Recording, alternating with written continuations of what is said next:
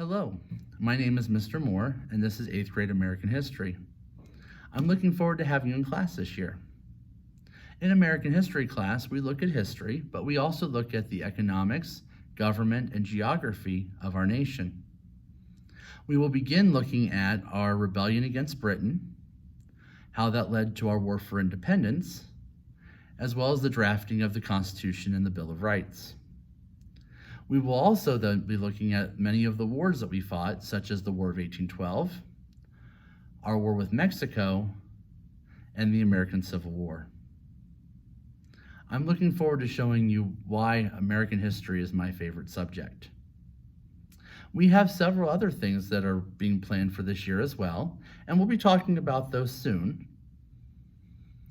If you'd like to get a hold of me, my information is on the screen. I am available on Remind. I'm also available through our school email, as well as I can receive phone calls, of course.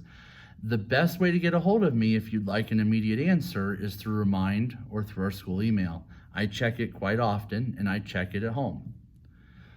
The phone number will all depend on how often I'm in the building.